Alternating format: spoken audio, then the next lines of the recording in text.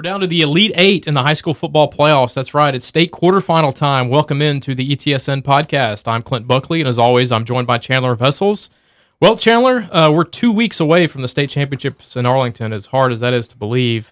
And the question is, how many teams will we be covering at AT&T Stadium in Arlington? Yeah, well, I'm not sure, but I think we've got a good shot to get at least 3 or 4 in, so really looking forward to it.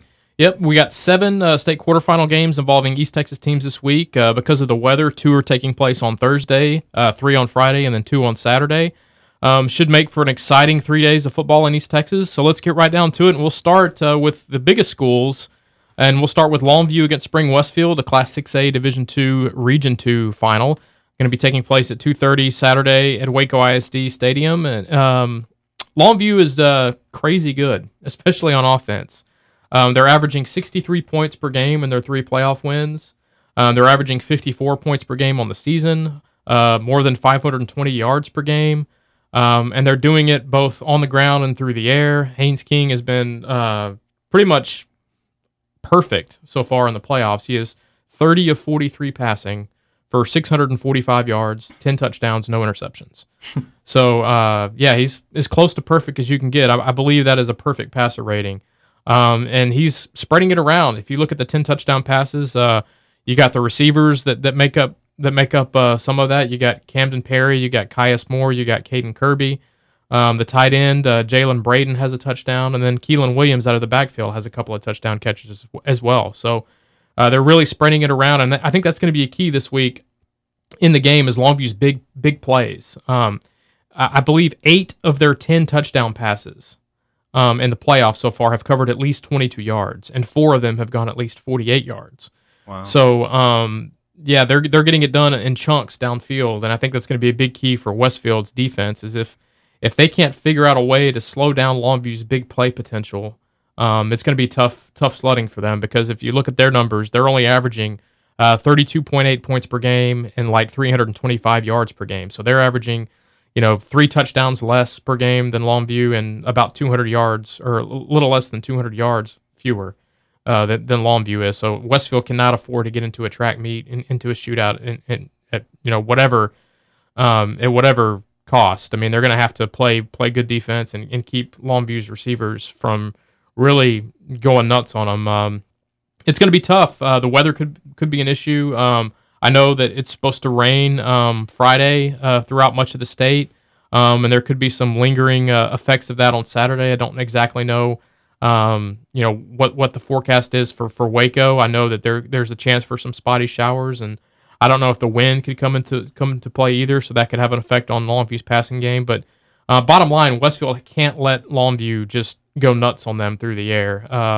Really, no team can because that's been Longview's MO in the playoffs so far. And oh, by the way, they're still averaging like over 300 rushing yards per game in the playoffs. So it's just been a dynamic offense for Longview all season long, and it's been even more so in the playoffs. So Westfield, they have a good defense. They're averaging or they're giving up an average of less than 13 points per game, but Longview is easily going to be the best offense they face this year. And it's going to be a real strength on strength when Longview has the ball. And the big key is big plays. Westfield's got to limit Longview's big play potential, or it's going to be a long night for the Mustangs. John Tyler versus Highland Park. How about John Tyler? This is we did not expect them to reach this far. We figured when the playoffs began, this was going to be Lufkin versus Highland Park in the regional final. Lo and behold, John Tyler, led by its defense, is getting it done, and they're going to play Highland Park, the 2-time defending champs, at 1 o'clock Saturday at the Ford Center in Frisco. Yeah, I've seen all John Tyler's playoff games so far, and they've really impressed me, specifically their defense, giving up right around 10 points per game That's impressive in the playoffs, yes. Yeah, and last week against Frisco Lone Star, they reeled off 31 unanswered points. Frisco Lone Star scored a touchdown at the start to go ahead there, and then John Tyler just shut them down completely the rest of the game.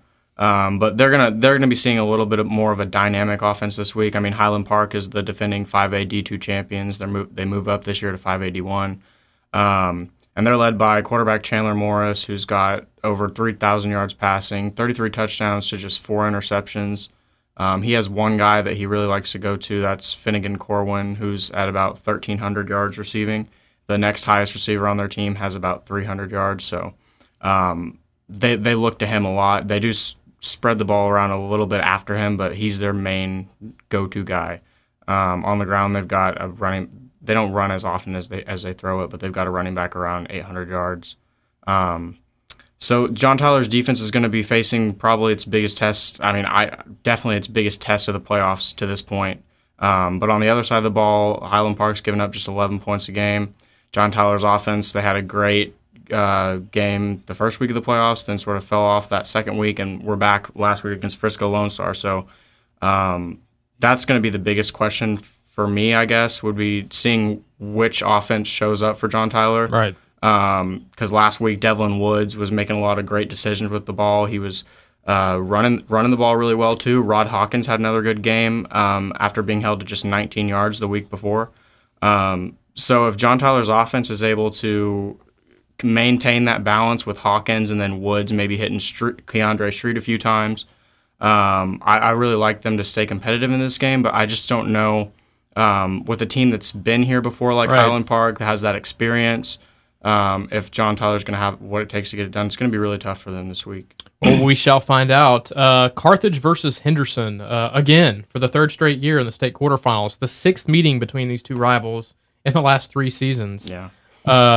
This one taking place 7:30 Friday at Lobo Stadium in Longview.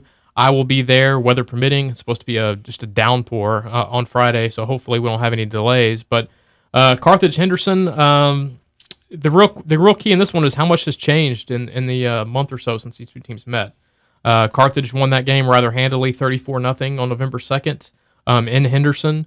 And I remember talking about this game on the podcast about a month ago, and we talked about how Henderson's defense was going to have to really play the pass well in Gunner Caps because they had been burned, the previous year when long passing plays in both of their games last season. Well, they did a pretty good job defending the pass against Carthage. I mean, Gunner Caps was 15 of 33 through the air for a season low, 119 yards. But Henderson allowed 335 rushing yards to Carthage, which was Carthage's season high on the season. So it's kind of a pick your poison, and you come away feeling like maybe Henderson is a little bit snake bit when it comes to Carthage, because Carthage has so many ways they can beat you, especially on offense. You saw the passing game come to the forefront last week in that overtime win against Midlothian Heritage. Gunner Caps, over 400 yards passing, 5 touchdowns, just a huge game. But as I just mentioned, Carthage is capable of running you to death with whether it be Mason Courtney or Tugger Smith out of the backfield. Calvante Dixon can get some carries in big spots and score with the ball. So going to be tough. Henderson's defensive front is going to have to play the best it's played all year. Kiwi Rose has played well as a senior, that defensive end. And then Brady Odom is quietly putting together an all-state caliber campaign, 164 tackles this season. And he's been the heart and soul of that Henderson defense. So big games out of those two are needed if Henderson is going to make a game of it this time around against Carthage. Pleasant Grove and Pittsburgh staying in Class 4A, but down to Division II, the Region 2 championship game. Also at the Ford Center in Frisco, an 8:30 kick Friday night. Chandler, you'll be there. Pleasant Grove and Pittsburgh, a rematch from earlier this year. Yeah, Pleasant Grove won that matchup earlier this year, 45-20. But I would expect this one to be a little bit closer this time around. Pittsburgh's been playing really well throughout the playoffs. They've got the playmakers, as we've seen, that can get them this far in the playoffs. I mean, Jalen Jemerson's probably their leader all around, offensively and defensively. I mean, he plays quarterback for them. He's got over 2,000 yards passing and to go with 1,000 yards rushing. Defensively, he has 6 interceptions, so he's going to be one to watch for them. But they've got, all kinds of playmakers. Keithlin Griffin and Keontae Burns, both receivers and defensive backs for them. Keithlin Griffin is already over 1,000 yards receiving this year. So Pleasant Grove's defense is going to have its hands full, but I think the main battle in this one is going to be between Pleasant Grove's wing T offense and seeing how Pittsburgh's defense handles that this time around. Obviously, they're probably not going to want to give up 45 points again. No. But Pleasant Grove likes to get it done with Bruce Garrett and then James Wiggins out of the backfield. Those sort of two backs back there. Both have over 1,000 yards. But don't rushing. sleep on Ben Harmon, as Gilmer found out last week. 5 touchdown passes in that playoff win last week. And it seems like when he does make a play, it's usually for a big chunky yardage. Yeah, whenever he does throw it, it's a touchdown. Yeah. I mean, he's averaging like 20-something yards per completion. So if they do focus in too much on those running backs, he's going to burn them deep. But that's where having Jimerson and Burns and Griffin would come in handy for Pittsburgh on defense. So the offense versus defense matchup is one that I think we're going to have to watch in this game. But I would like Pleasant Grove to go ahead and win this one again. Well, in 3A Division I and Region 2, not the two teams we thought would be standing at the end here. Two great teams, two teams that are really good and that have proven that they belong here in the playoffs. Atlanta versus Malakoff. They'll be kicking off at 7:30 Friday at Pine Trees Pirate Stadium in Longview. What should we look forward to in this one? A lot of points from Malakoff. I mean, they've been doing that all year long. They're averaging 42.6 points a game. And they're another really balanced offense. Darian Pierce with over 2,000 yards passing, and then he's a dual threat quarterback too. He has over 500 yards rushing as well. And then there's another. I wasn't aware that there was another Kiwi Rose. There is. It's spelled differently, but he's the running back for a little smaller than Henderson's Kiwi Rose. But, but still, he's getting the job done. Yeah, I mean he's got 13 touchdowns, 1,000 yards rushing. So Malakoff can get you either way, and I think if they're going to want to get it, if Malakoff's going to want to get things going, they're going to have to do it on the ground against this Atlanta defense that's actually given up over 200 yards per game rushing. So I think it's going to be open for them if they want to go that route. Atlanta's only given up a little more than 100 yards passing per game.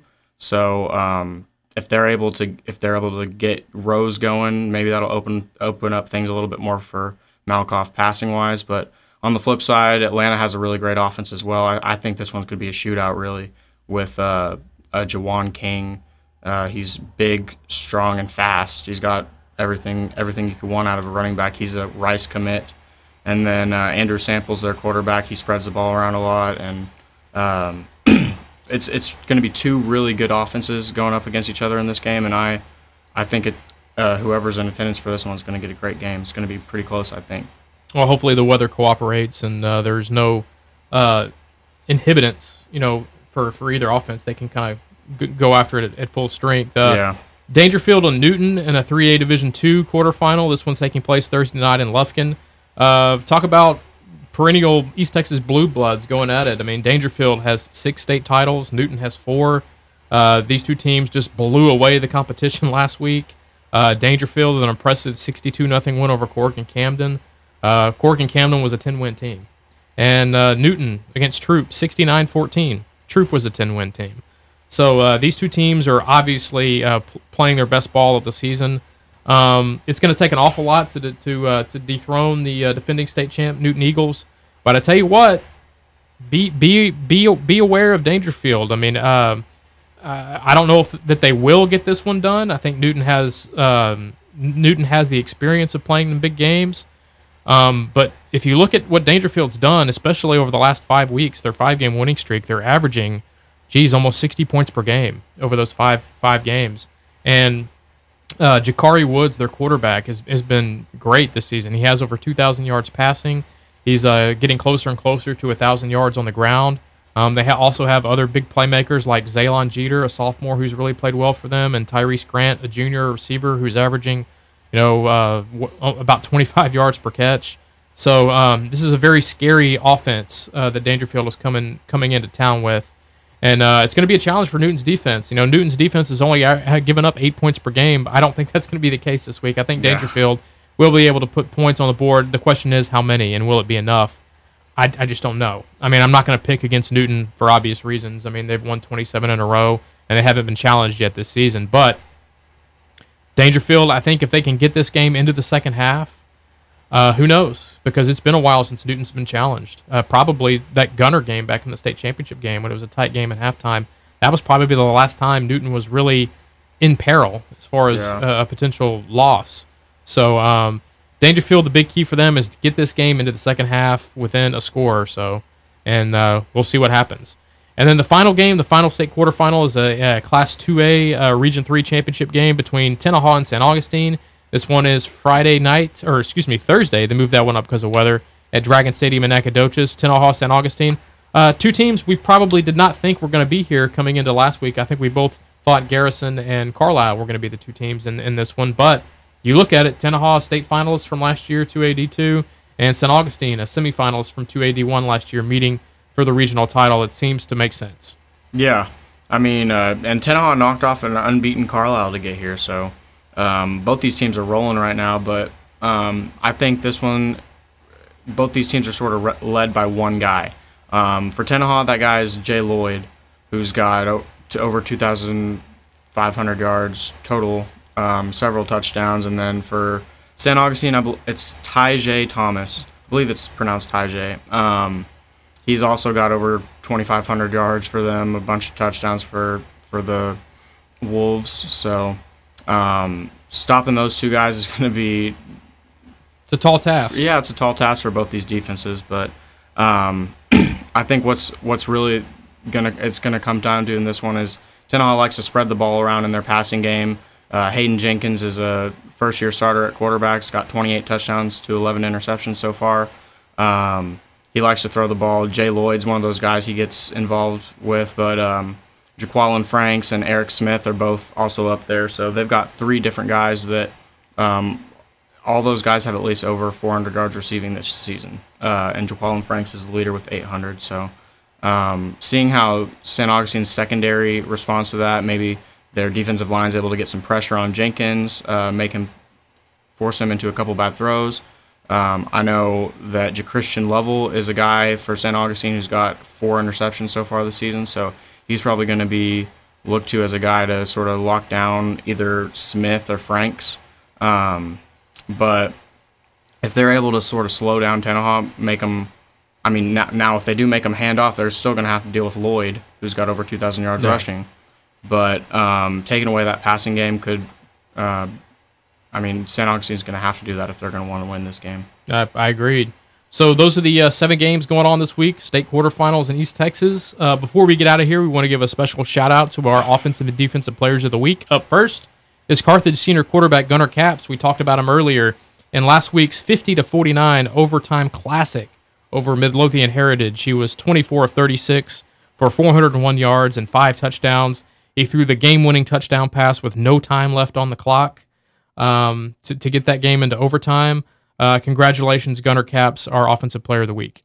And defensively, we've got Jordan Marshall of Tenaha. He had 3 interceptions on Carlisle last week, and Gerald Turner had only thrown 4 interceptions heading into that game. So almost doubled his interception total to one guy. Congratulations to Jordan Marshall of Tenaha. Well, that'll do it. Log on to ETSN.fm right now for previews of all of this week's action. Download the free ETSN mobile app right now. It's available at the App Store and on Google Play. If you have any questions or comments for either one of us, you can leave them in the comment section below, or you can hit us up on Twitter. I'm at Clint Buckley. He's at Chandler Vessels.